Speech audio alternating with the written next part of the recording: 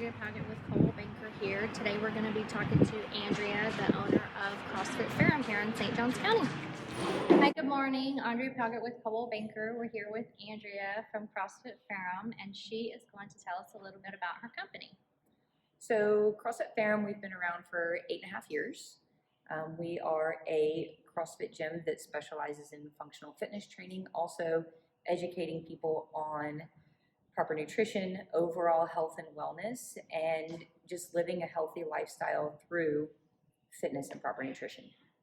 So I know you guys specialize in functional movement, and I know a lot of people, when they think of functional movement, yoga comes to mind. So can you just touch a little bit about how CrossFit is different than yoga or how they compare?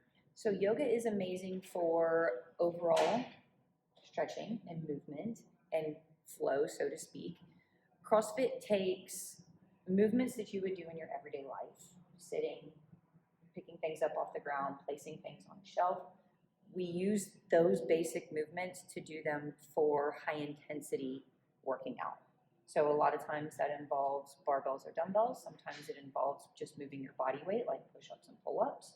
But being able to move yourself in a functional way contributes big time to being able to live your life a lot easier and do the things that you want to do, like play with your kids, mow your grass, carry bags of mulch. All of it transfers over from one to the other. Would I be able to do a cartwheel, you think? Maybe a backflip. Backflips. Cartwheels are way too easy. Let's just jump into backflips. So I know you guys offer a range of group classes, and I think a lot of us have been on a quarantine type of break lately. So we might be a little, reluctant to jump into something like that. So do you guys offer one-on-one classes to help people ease into the transition, or what do you do for that? We do. We actually have, before anybody's able to join us here and participate in the group classes, which we do have capped, you have to go through some personal training sessions with us. Okay. So we are not going to just throw you in. If people are more comfortable with those one-on-ones, we do offer that as a service. So anytime you come in, we take you through a full body assessment, and then we are going to teach you how to do the movements based off of your assessment. So we're going to teach you how to do those squats, the presses, the deadlifts, those things that might be really intimidating in a group setting. We're going to teach them to you one-on-one based off of how your body moves. Do you have a set amount of those one-on-ones that they have to go to before they do a group session?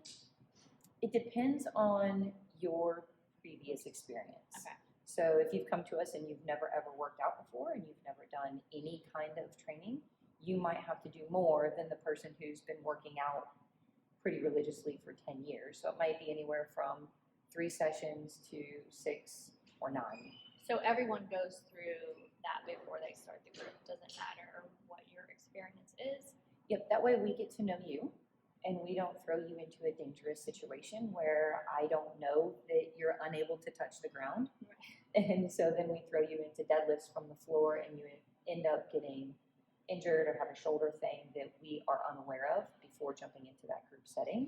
So it's our way of getting to know you, your way of getting to know us, which will make you more comfortable for those bigger classes.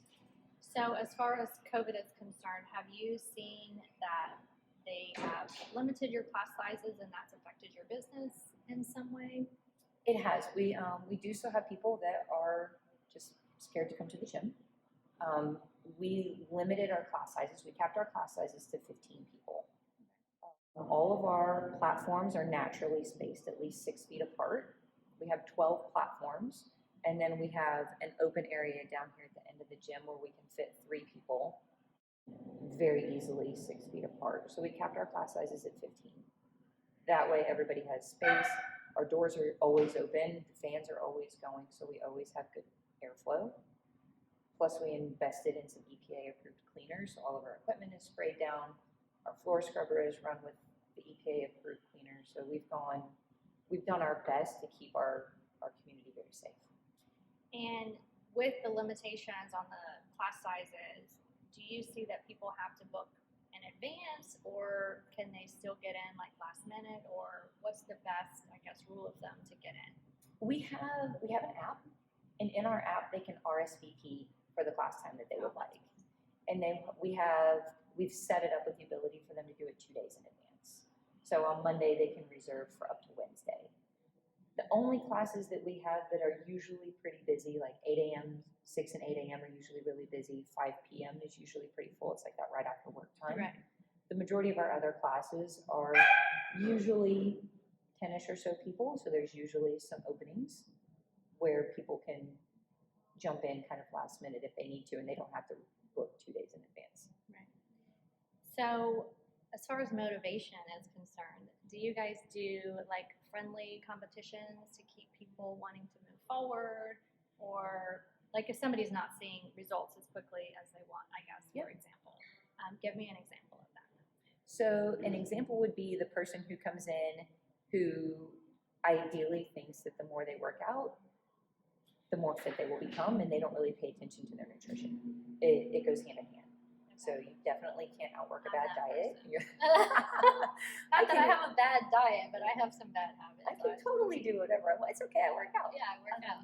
We see a lot of that, especially with CrossFit, because we are high intensity, and we have a tendency to push a little bit harder than if you were to be at more of a Globo gym where you take a lot of rest and you do slower movements.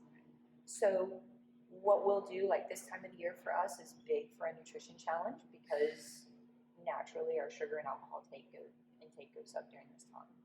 So we try to do between Thanksgiving and Christmas a friendly nutrition challenge that adds something healthy to your lifestyle each week. So week 1, pay attention to your water intake.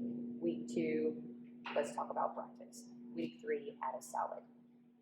Which is probably the best way to do it, because I know people that try to like completely change their diet like on a crash course, and then they're like assholes, to be honest, because they're like missing all the things they love, and they're like, you want to go to lunch? Not really. Yeah, exactly. They're like, I've eaten nothing and had a salad in the past 5 days. I haven't lost any weight. Screw this. This doesn't work. Right. And we're right back to pizza, beer, and fried chicken. Right. So it's definitely a process. It takes a significant amount of time. So this nutrition challenge is 6 weeks, and that's really just enough to get you started on those new habits. At the end of that 6 weeks is when things should really start to steamroll, and you should be able to continue from there, making easier decisions and easier choices anyway, and saying no to those bad things. And as far as seeing results, like just general, I know it's different per person, but what would you say on average would be like a time for someone to actually start being able to notice the differences? I know it's harder for us to notice the differences in ourselves, whereas you might notice something different in me, but I'm like, I'm looking in the mirror and I don't really see it. My funhouse mirror says I still look like this. Right. So what's a good rule of thumb?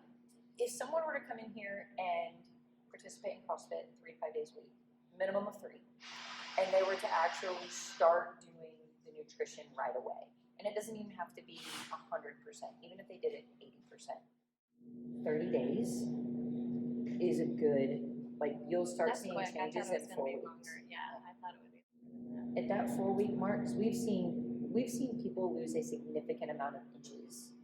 I don't like to really talk about body weight. I like talking about inches better. Right. In 4-week challenges. By the time we get to that 4th week, overall inches change a lot. Which is motivation in itself. Yeah. Absolutely. Yes. Sorry. Do you have anything else that you want to add today? No, I really appreciate you taking the time to talk with me. It was really nice to meet you. Thank you so much. Thank you. Gonna be, cause I don't wanna be, no, I don't wanna sit still, look pretty. I don't know what you've been told, but the sky right here's gonna hold the world. Yeah, that is where I'm gonna be, because I wanna be, no, I don't wanna sit still, look pretty. You get off running not too far, dream of picket fences and trophy wives.